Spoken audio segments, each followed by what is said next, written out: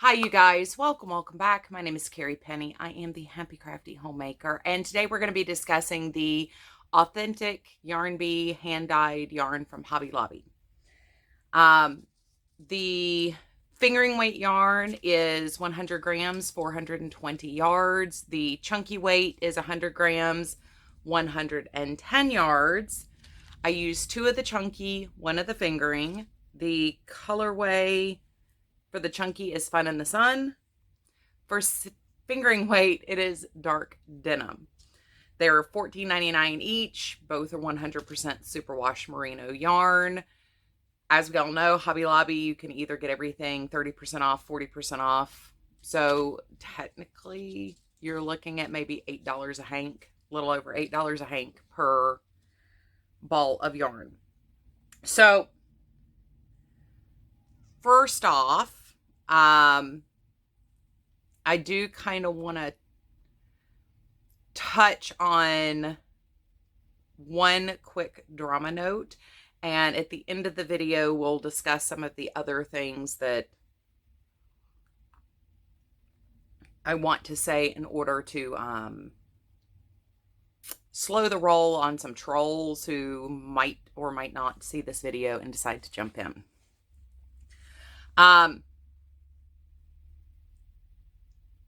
The market for hand-dyed yarns and desire to work with hand-dyed yarns comes in multiple different budgets, and a lot of people cannot afford to spend $28 or justify the expense of $28 a hank yarn from their LYS or a lot of independent dyers. So price is important for a lot of crafters, and a lot of crafters want to make truly beautiful items at a reasonable price. So I, out of the gate, just want to say the markets for indie dyers is not the same as the market for target market for Hobby Lobby's shoppers, and vice versa. There are shoppers like myself who purchase at a lot of big box stores and a lot of indie dyers or LYSs. That's great, but the target audience is actually different for both groups of people. Part of the yarn snobbery that I have mentioned before in my how to approach knitting as a crocheter, you will see very violent discussions in a lot of knitting groups when it comes to big box products. Big box yarn stores sell some excellent quality products. There is no reason why you can't use big box yarn to knit and crochet.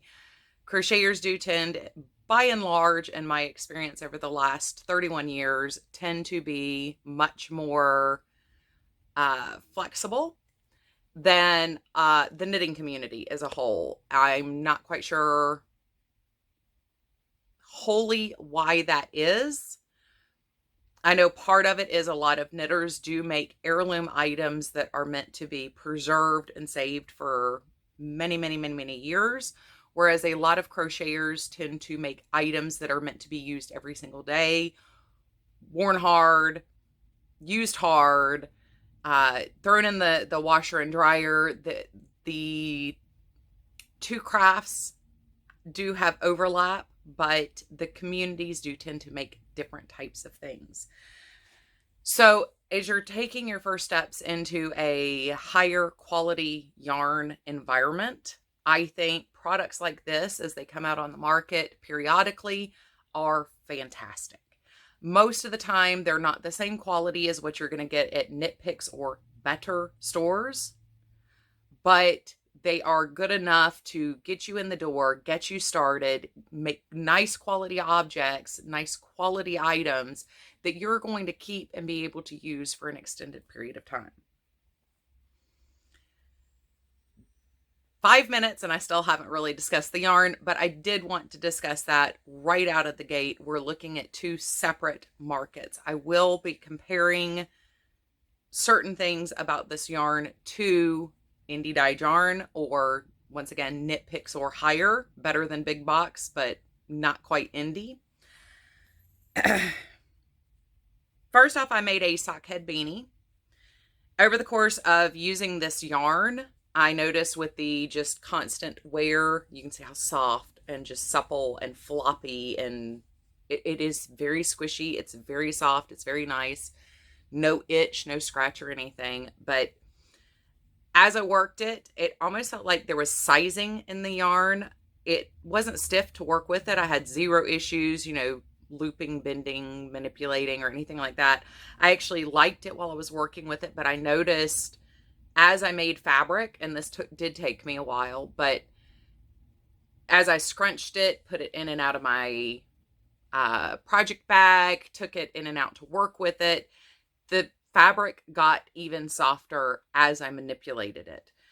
The more it's been manipulated, the softer it got. And then when I soaked it, just to do a bleed test on my final project, which there was no bleeding for this yarn, it got even softer. So now we've got this beautiful, floppy, soft, malleable hat. Now this is actually for my husband, whose head is definitely larger than mine.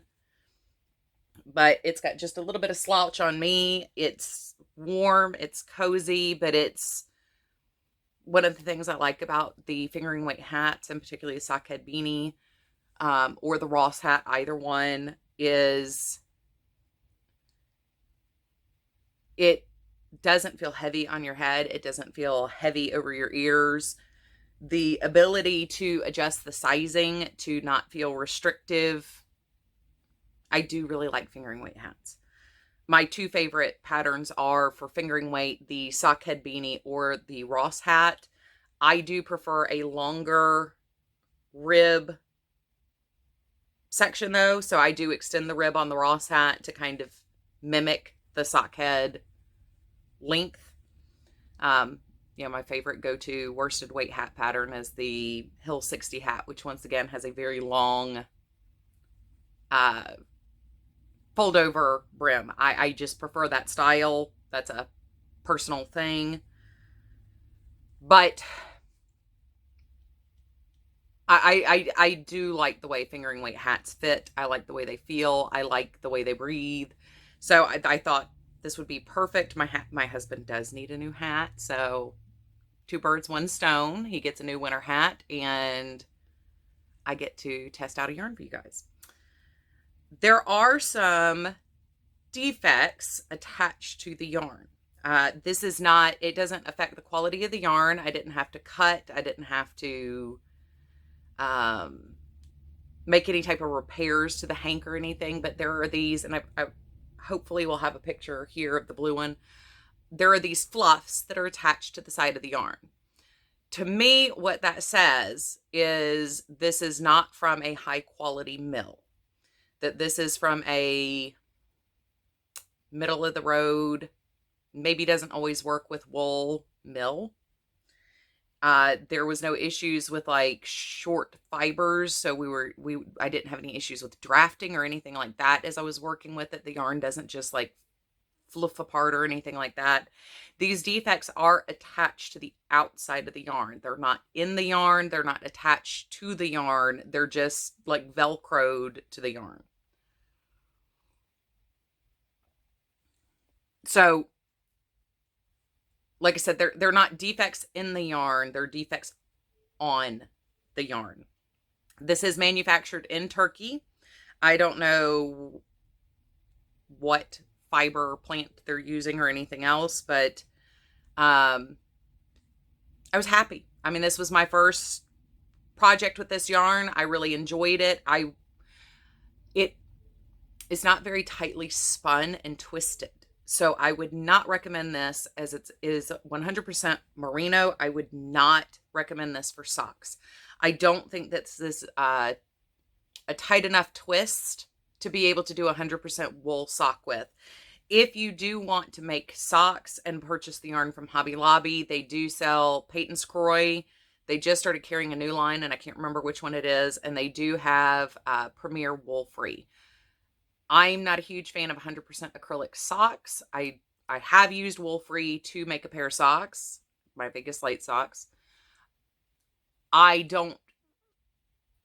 holds up fine, but most of us have sweaty feet if we wear 100% acrylic socks. And it is just a little sweaty. But they're durable. They're fine. There's nothing wrong with them. I just really do prefer cotton, bamboo, and wool content in my socks to help with the breathing, even if it's 50-50, which I did use a sock yarn a few years ago. It was 50% wool, 50% acrylic. They held up great. So I would avoid socks, but this would be good for sweaters. This is great for cowls, scarves, headwear, neckwear. I mean, anywhere it's going to touch delicate skin. And I'm pretty picky about wool that I wear around my neck. I really am surprised at how genuinely nice this is. It is not the same as Knit Picks or Better Yarn. And I hate to call it that, but I don't know what else to call it. There's, big box yarn. Then there's mass producers of yarn, but they're better than big box. They're that next tier up. And Knit Picks just really is that main slot. Universal makes a lot of yarns that in that zone. They're LYS quality at a reduced price because they are mass produced versus small batch produced. This is definitely a step down, but not bad at all. I would definitely buy this again. I would definitely work with this again. It is wool, so you will have pilling if it's, something like your underarm area or something like that that's getting a lot of rubbing. But yeah, I really enjoyed making the hat. Ends woven beautifully. No bleeding on the dark blue. I didn't expect to have a lot of bleeding with blue. Blue does tend to seem to not bleed as much. When you're done with the dyeing process, it does seem to stay in the fiber better. I will leave a link down below to the Gleaner on Amazon that I have that came very highly recommended to me. Onto the chunky yarn. So this is, once again, it is not twisted very tightly. It is a very loose twist yarn. I had the same defect problem where there were fuzzies or little slubs attached to the yarn, but not in the fibers of the yarn. It wasn't twisted into the yarn. I'm not sure. It was like little cotton poofs or little wool poofs just attached. I may have gotten a picture. I may not have gotten a picture. This is a far more delicate yarn because of the nature of it not being twisted very tightly. It is a little bit more delicate. You could probably get away with a sweater with it though. Once again, you will have to be concerned with pilling and maintenance. I would not machine wash this. I would definitely still hand wash and dry this. I mean, unless you have an emergency where like a kid vomits on your sweater and you need to washing machine that. I would still air dry it flat. All superwash wools, I still try to hand wash. I don't generally put those through the washer and dryer. Maybe the washer, because I do have a washer with no agitator in the center. I might put it in the washer on delicate, but generally not. Very bright colors, very vibrant, very intense, very saturated color. There is, as with any hand-dyed yarn, variation ball to ball, even though it's the same dye lot. One ball had a little bit more like it. There was resist in the color. One ball was just a shade bit more deep in color, hue, but beautiful, blended together perfectly. I ended up with a great project. Love my finished project. Love the color of it. Enjoyed working with it. You can see in my ends down here where you did have resist. It was dyed after the yarn was made. And you have resist within the plies that show up. But you can see what I mean. Like, this is not very highly twisted, but the length of the fibers is actually pretty tight there. I, once again, was pleasantly surprised. It's a nice quality. It I think it's a better quality than what you're paying for it. Because once again, even though the suggested retail is $14.99, with your coupons and sales, you're looking as low as $8 a hank for this stuff. So for what you're getting, I would definitely say this is really nice. This would be a great everyday yarn to use. My store, last time I was there, I only get by Hobby Lobby maybe once a month. I don't get by there very often. It still only had a couple of these variegated chunkies and a whole rack of the tonals. They had the black, the red, the blue, the purple. There's a gold, a green, and I think there's a pink too, but I can't remember it. But they did have the row of the tonals filled in. There were still holes with the chunky, and I've heard that there is a worsted or a DK that is also out at some stores. But it's been 2 weeks since I've been to my store, so I don't know what my store has or has gotten in or has gotten up over the last couple weeks. I'm actually pleasantly surprised. When I did soak this, I did have bleeding in the first soak, and I have a picture of how much color bleed we had. It wasn't substantial. It was enough. I'm really glad I soaked it by itself, but when I dropped it back into the water, I had no bleeding in a second soak. So I would say that there were some molecules of dye that were just adhering to the outside, or the red crashed out, or there's so many different things. But with a lot of hand-dyed yarns, you do have color bleeding in that first wash and soak. If you have anything more than this, or it doesn't stop within one soak, add some vinegar to your soak water, let it soak overnight. If you're still having bleeding, you may want to consider heating the yarn with vinegar in the water and trying to reset the color like you would if you were dyeing the yarn yourself. I've had yarns where that's happened. I've had indie yarns where that's happened. I've had Better Than Big Box, Knit Pick Zone yarns where that has happened. It's a lot harder to deal with when it is something like cotton. I still haven't mastered working with dyeing cotton. I didn't grow up tie-dyeing things, so like I have seen where a couple people have recommended baking soda if your color is not quite set in a cotton yarn. I don't know, but with wool, I am familiar with. I have had to reset the dye before, and I have dyed my own yarn before. It is normal, not normal. It is not uncommon to have a hand-dyed yarn have bleeding in that first wash. It's not a big deal. Normally, soak it, you have some color bleed, change out the water, there's no more color bleed. Like I said, you may have to reset the color. I've had to do that before. It's not a big deal, but it is something to be aware of if you're not familiar with having to do that with hand-dyed yarns. The more deeply saturated the colors are in the yarn, the more likelihood you're going to have that that's a problem. But red is the most common color to have bleed. That's what bled here. There was a little bit of a tinge of the purple as it came through, and I think a lot of that came from this shade right there mixing with the pink. But this blue is a very, very saturated color. It's a deeply saturated color.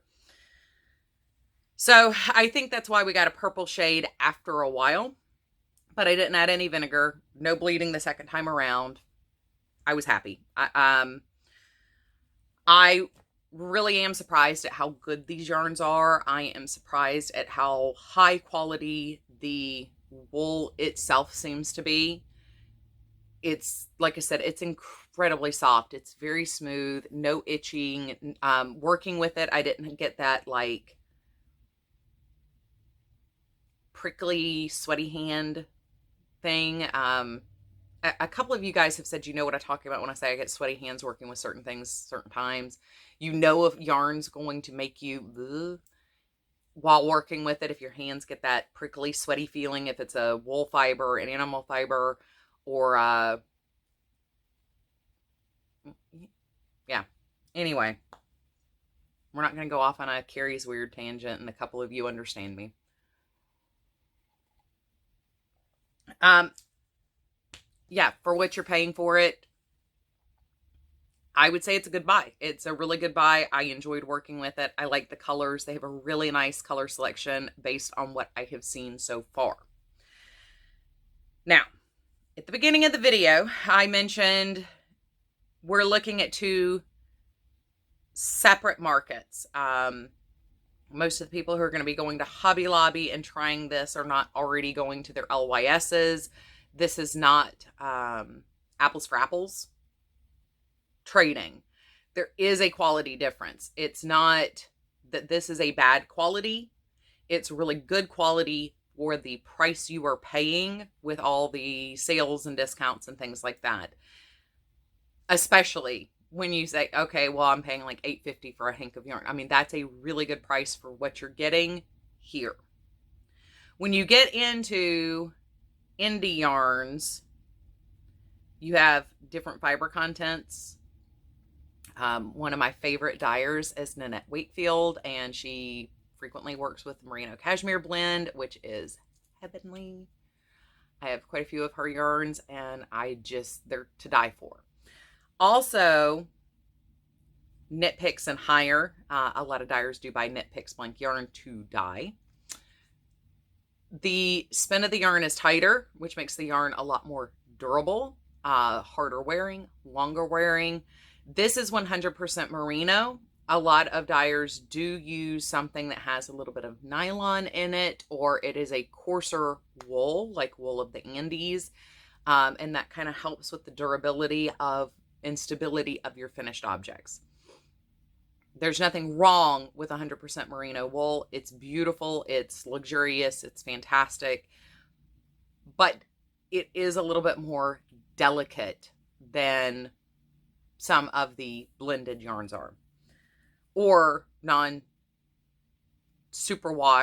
100%.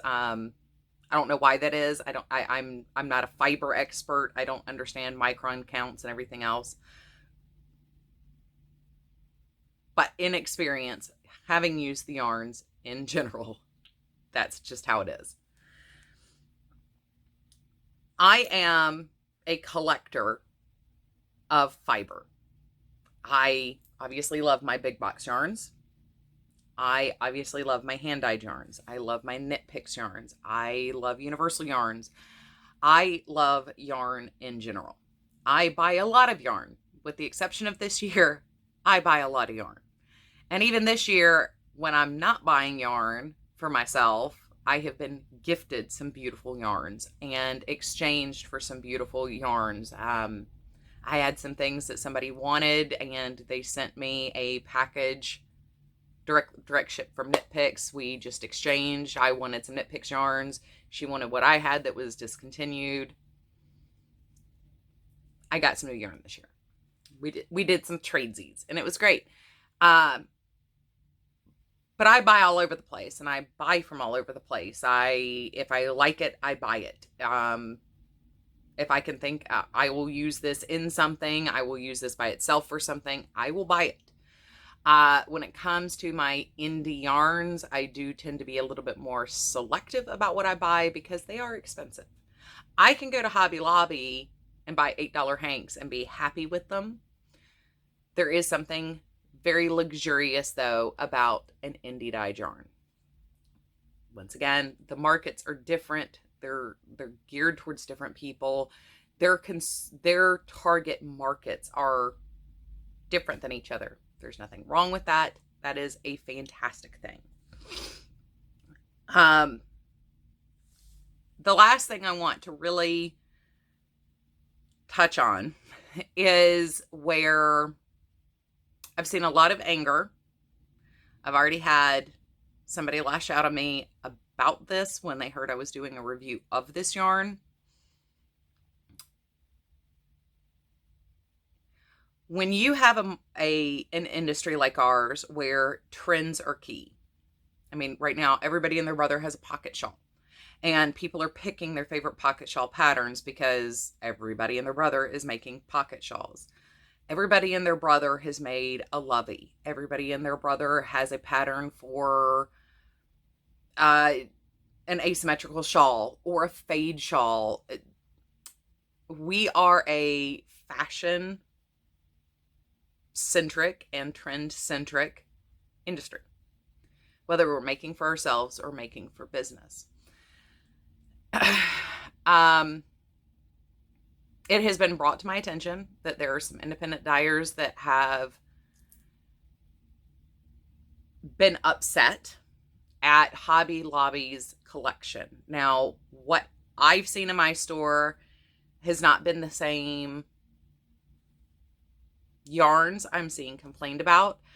However, as I have read what a lot of the dyers are saying and people supporting the dyers are saying, I've realized that I already had those yarns in my stash without buying the Hobby Lobby yarn or buying from these specific dyers.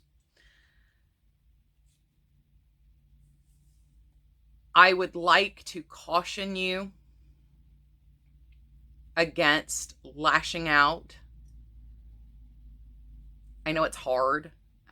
We frequently feel indignant about things. But when you look at the trends of yarn and the colorways that are available and the things that you can buy and where you can buy them from, we have multiple options. And like I said, none of the dyers I have seen up in arms claiming colorways as their own personal design or naming conventions as their own personal designs are the makers of any of the yarns I'm about to show you.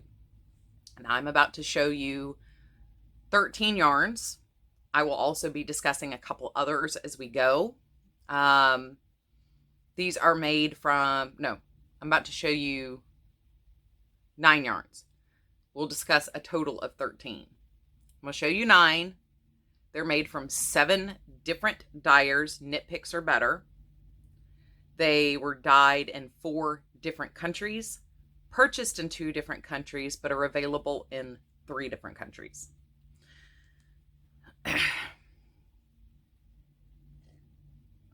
Every single one of these yarns represents a yarn that specifically was highlighted by a dyer as having been their intellectual property. First off, I want to discuss the Rainbow collection from Knit Picks. This is White Rainbow.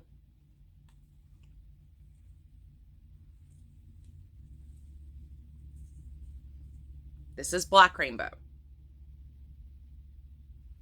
Knit Picks released these either at the end of last year or the beginning of this year. This was the collection that I was traded for. I think it was this one. It was either this one or the Sweetheart collection. This is Rainbow Sprinkle. I think it's Sprinkle, right? Speckle, Rainbow Speckle.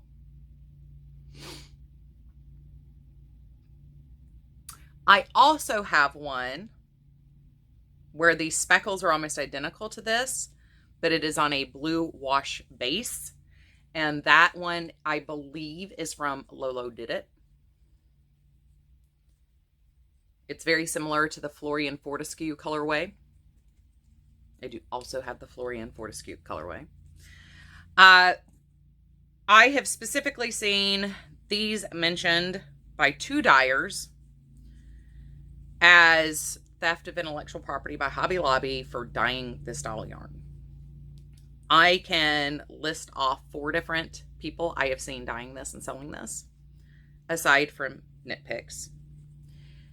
I have also purchased very similar things from, say, Durian Dye Works. As I said, Lolo Did It. And this is from Adirondack Yarn Company. This one is a cotton, which is why I bought this one separately. I have also had another Black Rainbow where the rainbow shades are in between length of the Knit Picks and the Adirondack. And that one was called Andromeda. The white version was called Horsehead, and they had a tonal pack that was called Milky Way that was meant to kind of help blend all the rainbow shades together. The color for the Adirondack is Black Fire. I have also seen that colorway as Black Opal, and this one as White Opal or Fire Opal. I did forget to bring my opal ring down with me. I'd meant to show you the reason why opal frequently has been used for these. But if you look up fire opals and colored opals, you will see why opal is a very common one for these rainbow collections. But once again, black rainbow, white rainbow, red rainbow, blue rainbow, also frequently used. And like I said, I've had them come through mine with galaxy names. I know that there is one that did a fire rainbow with a red base, and that one was called Mars, which that was just gorgeous, just not something I would buy. Terra was one, and it was a blue base with shades of blue and green in the rainbow section through the yellows and everything. Is really pretty.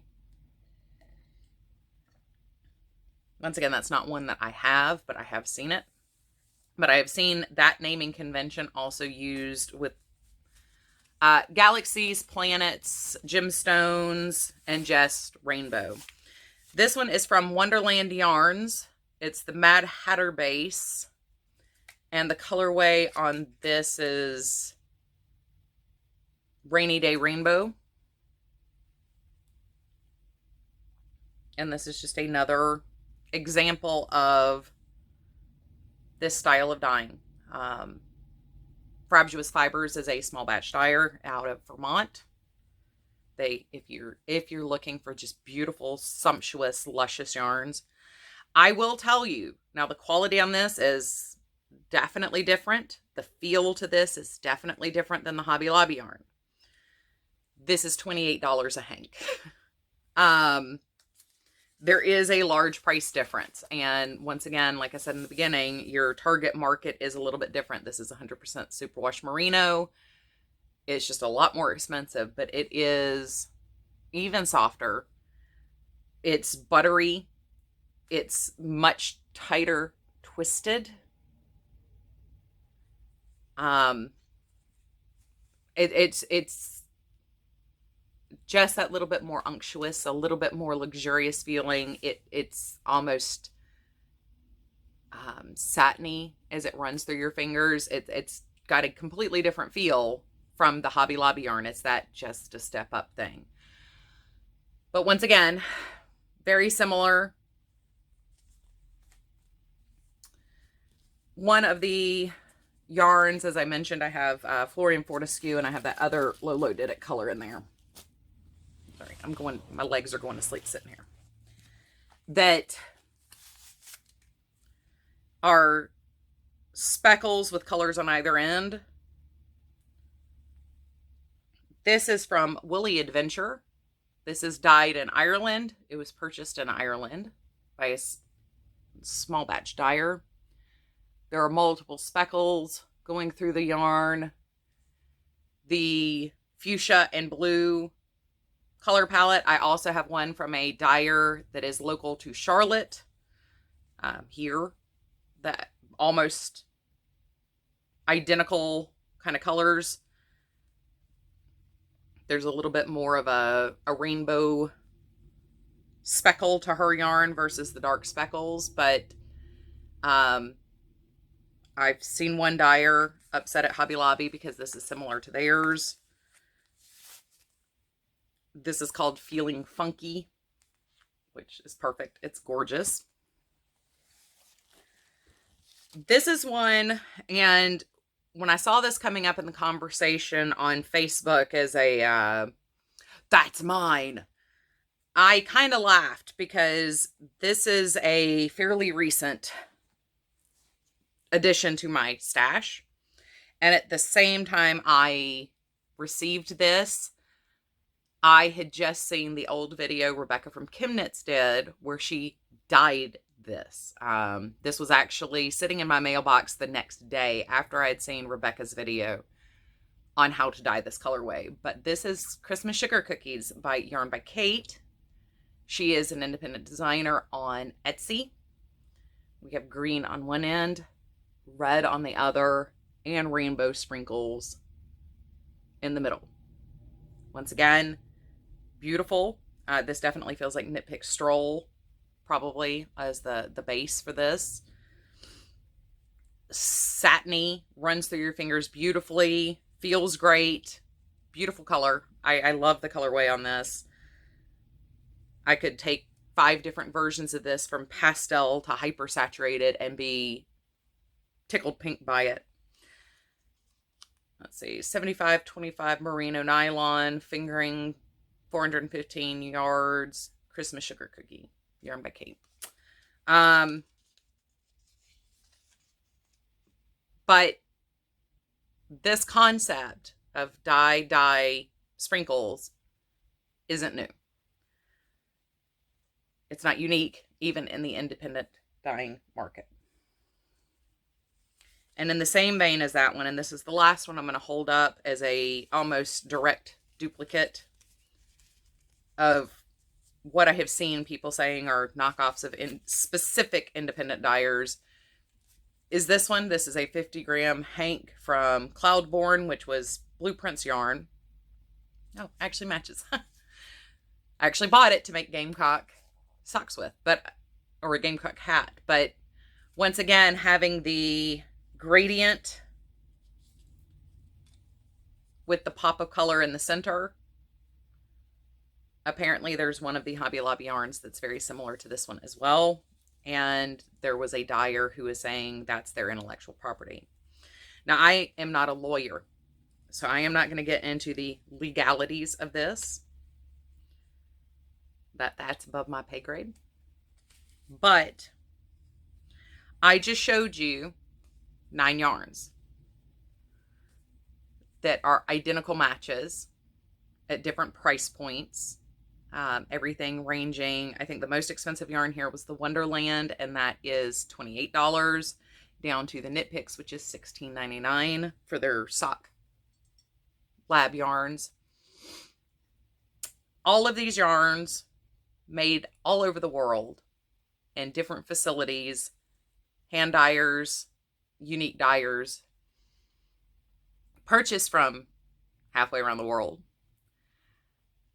All are duplicates for the Hobby Lobby yarn, which are also duplicates for a lot of other independent designers' yarns. As I said, I have other versions of a lot of these. I've got some from Lorna's Laces. I have some from Madeline Tosh that's very, very similar to this one in particular.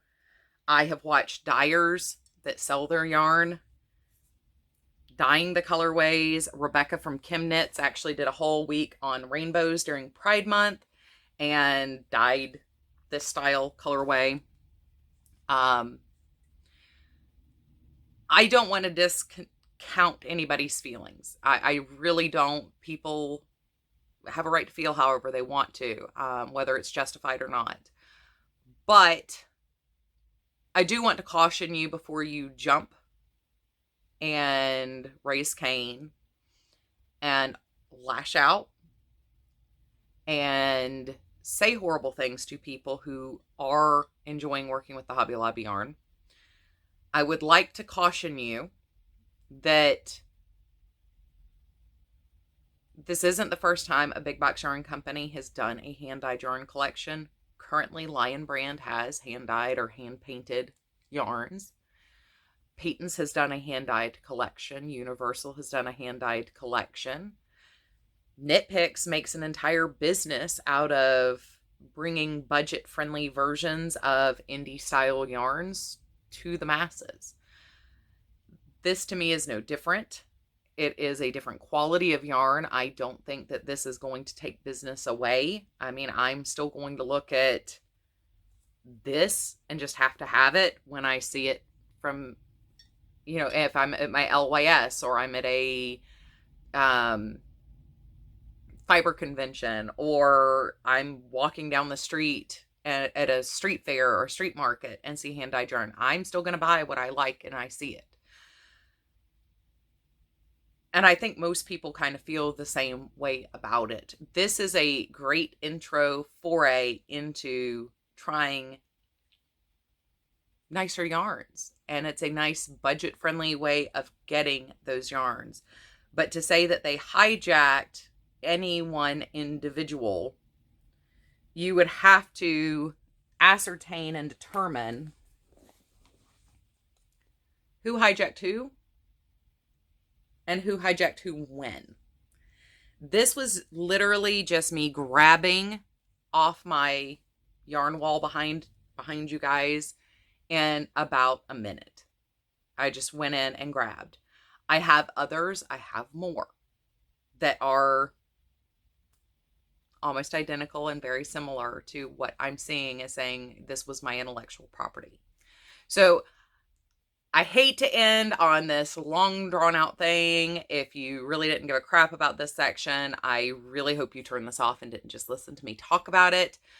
But before anybody came in here, I really felt the need to kind of preemptively discuss the market, the yarns, and the yarn all at the same time, because I have already seen aggression and antagonism personally and towards other people when it comes to this.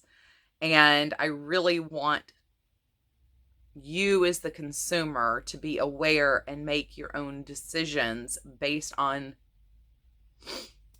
good information. And I really don't want to see anybody getting attacked because of much more muddy information. If you've used this yarn, please let me know what you think about it. As always, I do value your comments down below, as this may or may not be a touchy subject for a lot of people. The only thing I ask from you guys, you can disagree or agree, I don't care. You can just be saying, peace, what's up? Be respectful to each other and be respectful to me. That's all I ask. Once again, disagreement is a beautiful thing. I think in having conversations, we can learn substantially more than just sitting in an echo chamber agreeing with each other 24/7. So if you do have a different opinion, I would like to hear it. Please just be respectful in your approach and words. That's all I ask. Thank you guys. I hope you're having a fantastic weekend. I'm sorry to have kept you for so long, but there was kind of a lot to discuss with this, and kind of a lot came to light after I had announced that I was going to be reviewing this yarn. So